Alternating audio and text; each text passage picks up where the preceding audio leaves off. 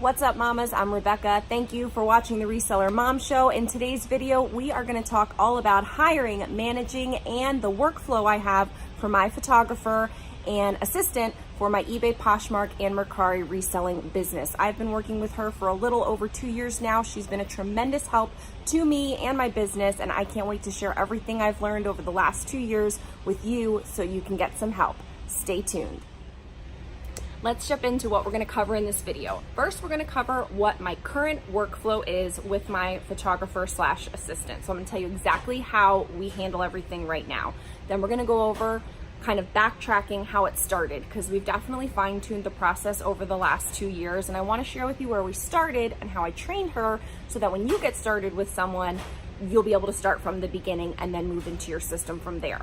Also, I'm going to go over her pay structure and kind of what she does for what amount of pay, and that has varied over the last 2 years. And then I'm going to share with you the things that I would consider if I was doing this again, or just some lessons that I've learned that would maybe help you not have to make the same mistakes that I did over the last 2 years. So, current workflow.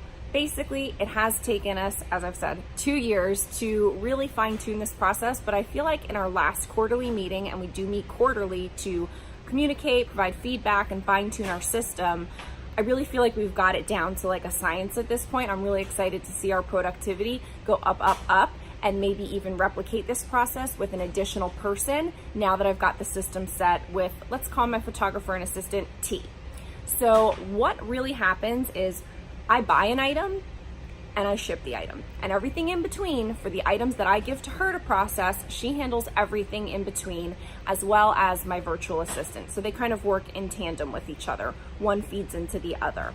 So when I buy items, I bring them back to the storage unit and I determine, are these items ones that I'm going to give to T, or are these items that I'm going to take home, prep myself, photograph myself, and list myself?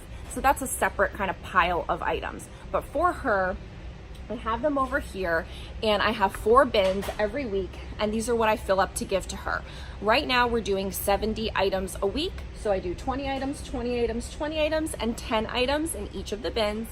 And I keep track how many I have on this little thing here, like a dry erase, because I can't remember. So like if I came here on Monday and put in 6 items, then today I came in and I put another 3 items. So now I'm at a total of 9 items in this bin for her. I don't have to recount them every time, and that's very helpful for me because I have a counting issue. So right now there's 9 items in this top bin she just picked up, and now I'm kind of starting to fill it. I have more items to put in. So I'm gonna end up filling up these 70 items, and she's gonna come back and pick them up and take them to her house.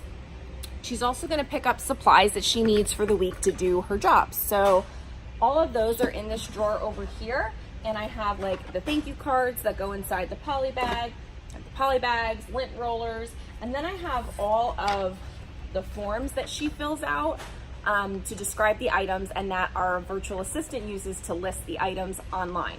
So there's a lot of different types of forms, and don't worry, I am actually going to do a separate video completely just on listing forms and what I've used in the past and what I use now. So if you have any questions about a photographer assistant, go ahead and leave them in the comments below.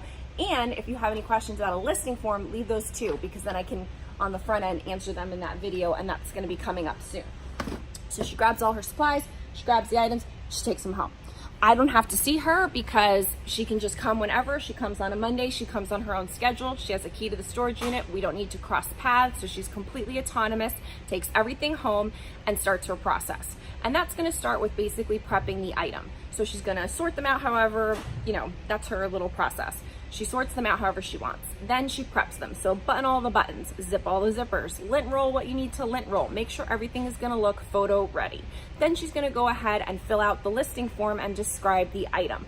Brand, size, details, fit, material, if there's retail information from a tag, what categories it should go in under eBay, under Poshmark, everything that the virtual assistant, my lister, needs to know to actually input all of the information in the listing. So she's gonna put all that information on the form.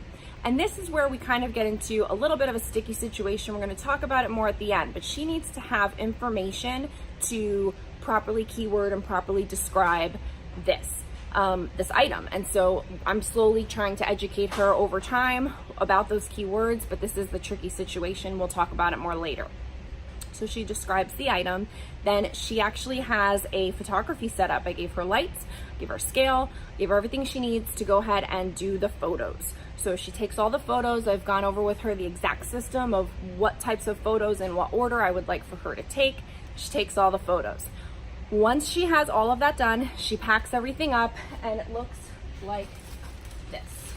Right now we're using this kind of numbering system. We used to have cards that went in there that had a bin letter and a bin number, but right now this is what we're doing. So she packs up the items so that it's ready to be stored, and she brings the items back here to the storage unit and puts them away. So that's her full process with the item. Now, in addition to that, she also has to take all the photos, and with Google Photos, she creates a folder and she sends it to me and to my virtual assistant. We'll call her N. And so T sends the virtual folder with the photos to me and to N, and we'll go ahead and start listing them. But while that's going on, I'm going to actually review the photos and write down the item number like I just do it in a quick Word document, or Excel actually, and put the item number and the price. And this is something we just added, so I'm really excited about it because it saves me a lot of time. Before, I used to have to go in and open up all the drafts that the virtual assistant would make for me based on the photos that the photographer took. And I would open them every day and make the drafts live. And that took a lot of time. So now I'm pricing them ahead of time. So all the virtual assistant has to do is just list, and they go live immediately. So basically, I'm not seeing it from the time I bought it to the time I ship it out. It's all being handled by those two team members, which is fantastic, but it does come with its own challenges, and we'll talk about those. So that's really, I'm just looking to make sure I didn't leave anything out. So those really are the key points in terms of what the photographer and assistant does as far as the workflow. I provide it to her in the bin, she comes, picks it up, does her process, takes the photos go to me and go to the virtual assistant to list. Now, if you don't have a virtual assistant, you can just have them go to you and then you can set up the listings. So it's not too much of an issue. But what I really tried to do with this system thus far is remove myself as a bottleneck. The reason why I have people on my team now is to help me move through these items faster. And so I took myself out of that whole middle step. So now she's completely autonomous as a photographer assistant, and the virtual assistant is completely autonomous once she gets the items, and I just ship them out at the end. Now, again, I do handle some items myself, and so obviously I'm part of that process, but we don't need to talk about that right now. If you have any questions, again, this is the time to leave it in the comments below. So if you have questions about hiring a photographer assistant, go ahead and put those in the comments. And if you have any questions about the listing form, because I'm going to do that video again soon too, put those down in the comments below. Do you have any questions at this point? If you do, leave them in the comments below, whether it's about hiring a photographer and assistant. Go ahead and put those in the comments, leave your questions there, or if it's about the listing form video that I'm going to do soon, put your questions below for the listing form video as well. And if you haven't liked this video, go ahead and like it, please. I really do appreciate it. I'm trying to remember that more often. So that's kind of where we are right now, but as far as where we started, I'm just gonna put my notes up here so I don't. As far as where we started, she started in December. So I started working with T in 2017 in December. Gio was about 2 years old, and I realized that if I wanted to grow my business, I was gonna need to hire help, and I just wasn't able to do it. He wasn't in his little toddler program yet, so I had to deal with what a lot of you reseller moms deal with him running around, or when can I do photos when he's sleeping, or all of that, and it just wasn't getting done to the amount and volume and level that I wanted it to. So I wrote up a job description of everything that I wanted done and kind of just some key points about the person that I was looking for and the setup and how I was going to handle the job. And I put it on some Facebook groups here in the local area for like moms and just like small business groups. And I've really done well with that. I've used that for a lot of different things, and so the local area always provides. So I definitely encourage you to use Facebook as a way to find somebody to help you. We did some phone interviews with think I got like 8 or 10 people that applied, and I had them send me an email with very specific information so I could make sure that they were following directions. And I did phone interviews with them, and then I met, I think, 2 or 3 of them in person. And I even brought some items with me on that interview to have them mock describe them, so I could get an understanding of, like, would they have a knack for doing this? Do they have some keywords already and I can just train them up, or is this completely like not gonna work out? So I'm sorry, I keep looking away just to see if anybody's coming. So once I selected T, we started our training period. And the training period basically was, she would come to my house when Gio was napping, which was about 2 or 3 hours of a time frame, usually in the afternoon. And this was winter time, so it was cool in the garage, and I had my photo set up in the garage so that she can work by herself in the garage and I would be able to work in the house. But while she was training, of course, that didn't happen. We were working very closely together. So for the first 500 items, she was in her training period, and that's how I kind of broke it down. So she got paid one amount during her training period. We'll go over that in a second. I made a training manual for her that had pictures of items with keywords, different fits, different styles, how I wanted the listing form to be filled out, steps to take, what photos to take, like everything literally step by step was written out.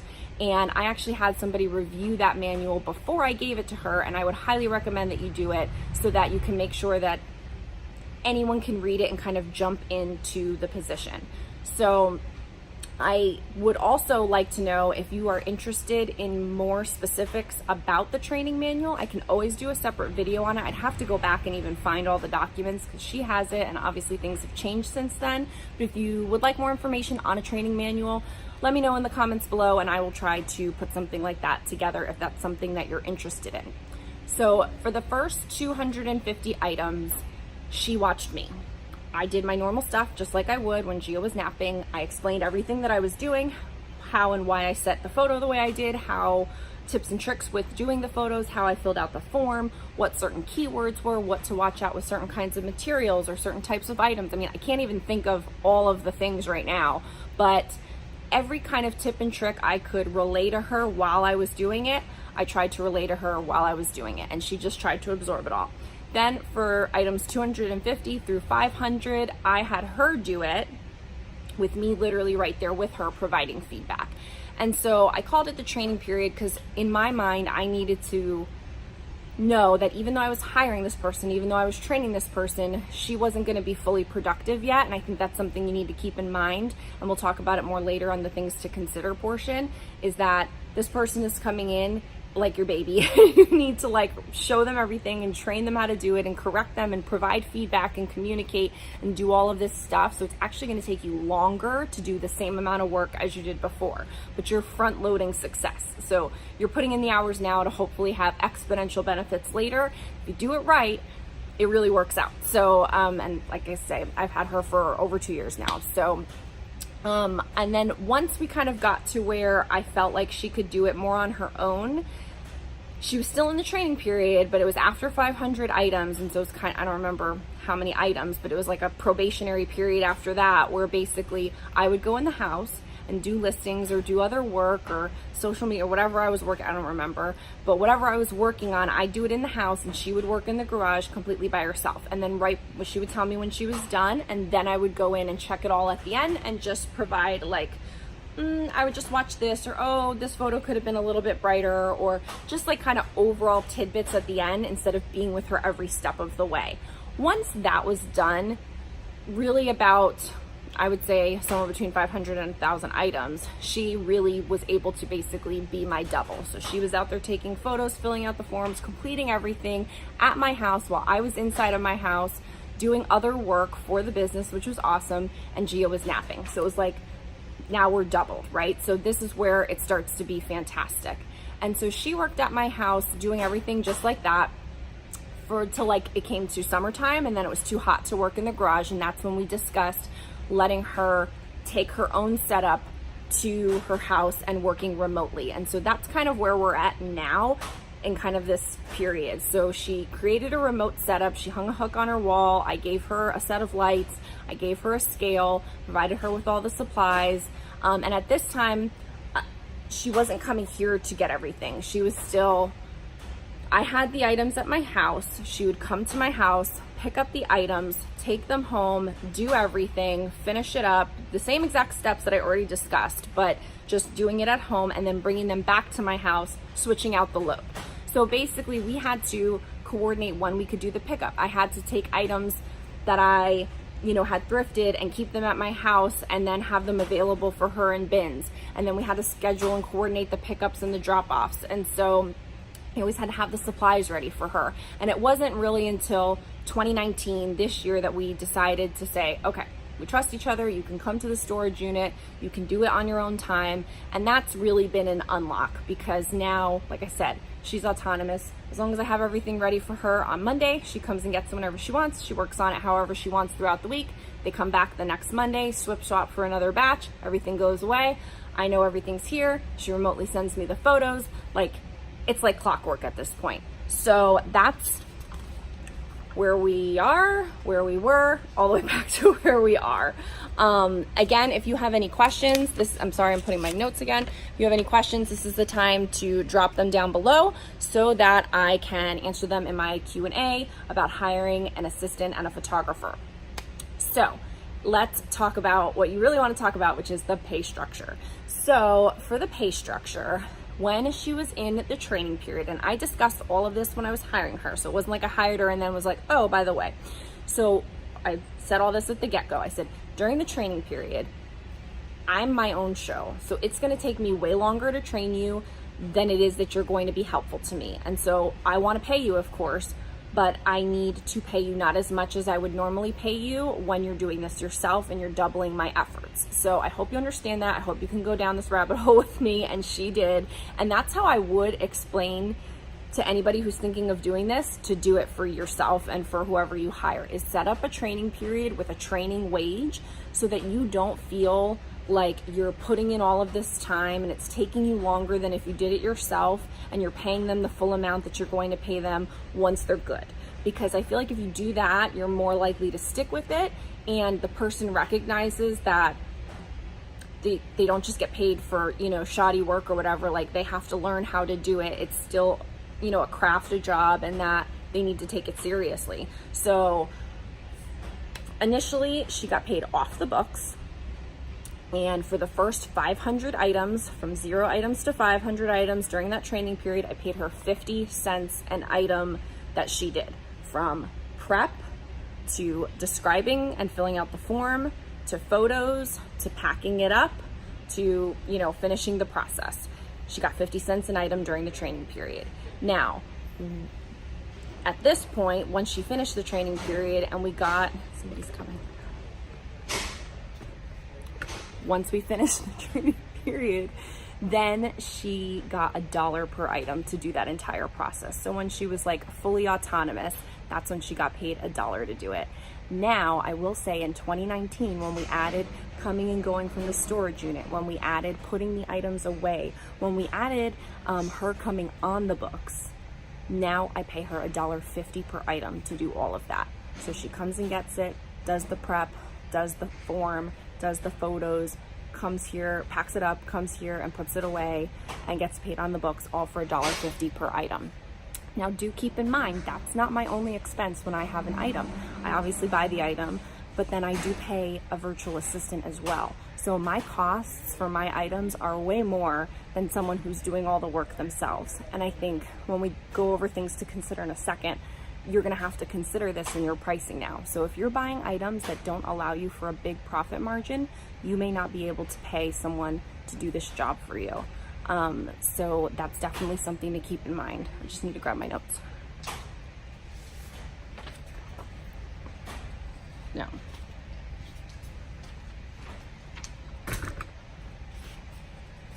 So in terms of things to consider, this is where it's like the me now talking to the old me before this happened. So things that you should be considering when hiring a photographer or an assistant for your reselling business. The time it's going to take to train this person. Again, I've mentioned it and talked about it a little bit. This person is not going to be ready to rock and roll the day that you bring them on board. You have to spend time, and it's going to take you a lot longer to train them than it will to do the work yourself.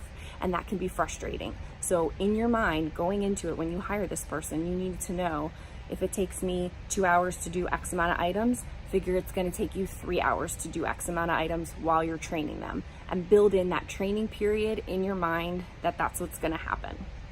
And train them well and share with them everything, and don't rush the training. Leave a period of time. Set a number of items that they have to complete until training is over. Make sure that that training period is solid, and that will serve you well later on. Next, investing in the supplies. So if this person is going to work remotely for you, you have to have a second set of lights. You have to have a second backdrop. You have to have another hook. You have to have another scale. You know, whatever you have, that person needs to have. You need removable tape, or you need lint rollers, or you need more bags, and you need more thank you business cards, and all of those things that you use, you need to invest in that on the front end and have that available for that person if they're working from their home, because you need 2 sets. Next would be plan for that you are going to be paying up front this money, and the item is not going to sell for a while.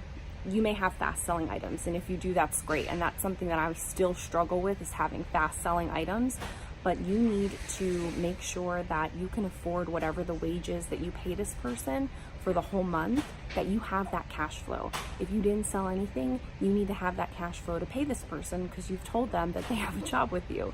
So, you know, if I'm giving her 70 items and I'm paying her $1.50 per item, I already plan at the beginning of the month that I have my salary money. Before I even pay myself, before I have any money to invest in anything else for the business, I make sure that my salary money is in the bank account, ready to pay not only my photographer and assistant, but my virtual assistant as well, because now you are accountable to them. So make sure that you have the proper daily sales and the proper cash flow to afford this, because you don't want to run into a problem. Next, scheduling when and where they work. So if you don't have a setup like I do, where she's coming and going autonomously from the storage unit, or, you know, they're coming to your house, or whatever the situation is, make sure that you can accommodate and communicate that scheduling back and forth with them, because that was something that until now was really kind of a pain in the neck before, like having to work through her system, having to work through my system, having to make sure that we could coordinate the schedules around Gio's nap, like having the items available for her at a certain time, and what if something came up and we couldn't meet that day. Just all of that back and forth communication took time, all of that figuring, and it was just a lot to think about and a lot to manage. And now we have this setup where she just comes and goes, and I just come and go, and everything's very automatic, and it's amazing. So I would highly encourage you to figure out a way to do that. Maybe give them your garage code or something to where you can just put the items in your garage and they can come and go, or a back door, or whatever, because it really makes things a lot easier. So the more you can automate and remove yourself as the bottleneck, the better. That's what I wrote down. Have quarterly meetings with this person where you can keep notes of any improvements or any feedback that you want to give them. And this is not during the training period. So after the training period, after they're fully 100% rocking and rolling, later on, treat them to breakfast, take them out for a bagel, meet at Dunkin' Donuts, whatever, and have a quarterly meeting with them where they can let you know what's going well and what's not going well, and you can let them know what's going well and what's not going well, and treat it like, not like a performance review exactly, but a feedback meeting where you guys can exchange information, and it's like the time to do that. Because I always felt when she was coming to my house, I would try to shove in all this feedback, you know, like, last week the photos didn't look that good, can we try this and this, or oh, I found out about a new keyword. And like, she's just trying to swap items, like she's got places to go, I've got Gio like crying and running around at my feet, we're in the driveway, we're sweating because it's hot in Florida. Like, that's not the time to be communicating back and forth important feedback related to the job. Do that. And the reason why we did it quarterly is because she told me that she didn't want to have things switched up all the time, because I'm always switching things up and trying to improve. So that was something that we accommodated for her, was that she wanted it done quarterly so that she could jam, and then we meet and we kind of retool and refigure, then she can jam. And so that works out well for us. Just having a lot of feedback and communication. And then the hardest part, and I mentioned this earlier, is that if this person is not like in the reselling world, which they're probably not, you need to be able to communicate all of the information that you learn as you do your research to them. Like if I learn a new keyword, like I remember when I learned about lag and look, I had to explain that to her so that she could identify items with the word lag and look. When I have ideas like this is kind of like a vintage look or something, you know, I kind of put things that maybe aren't vintage. I don't know too much about vintage, but when I want it to have a vintage look as a keyword, I have to communicate that to her somehow. So now I've tried to kind of tell her like, this is what I'm thinking with this, or if you see this type of item, that's where I'm going with it. Or, you know, I can't think of anything right now, but just anything that you learn, you need to figure out a way to communicate that to this person. Otherwise, there's really no point in you learning it unless you are doing it on the back end. So once the listing is done, or you're doing the listings from their work of the prep and the measurements and the photos, that's when you can kind of add those in. What I figured out is that for me, I would rather sell as many items as I can with the basic keywords that she does. And then when they're not selling, that's when I go in and make the revisions. And so I take myself completely out of that beginning listing describing process so that the listings can get up quickly. I'm not bottlenecking it if I'm busy with Geo or things at the house or whatever. And listings can sell regardless of whether they're keyworded well. I hope that makes sense. So it's like the best she can is fine until they don't sell, and then I'll go in and revise them. And that way you're capturing the low-hanging fruit, the low-hanging sales. You're getting as many of those as possible in without having to do that extra step of work in adding additional keywords and revising. So those are all of the major things that I have. Again, I really want to hear what questions you have. Maybe I didn't explain something well. Maybe I didn't even cover something that you've been wondering about. Leave all of those questions in the comments below. I'm going to do a follow-up video provided I actually get questions, and I'm happy to answer all of it. I don't care about hiding anything. I'm happy to share it all with you. I just sometimes can't think of everything to put it down. So I hope this was helpful for you. I really think that it is well worth it to hire someone to help you double your efforts and grow your business. As a reselling mom, it was fantastic for me to do this, and it's definitely had its challenges and bumps in the road, but it was all well worth it. And I couldn't have the size and operation of business that I do, not that it's so big, but I wouldn't have what I have if I didn't have my helper. And so, you know, again, just drop those questions below. I thank you so much for watching. Please like this video if you think it was helpful, and go ahead and subscribe to the channel for more Reseller Mom content to help you get more done, make more money, and stay sane while raising kids and reselling online. Thanks, mamas. Have a great day.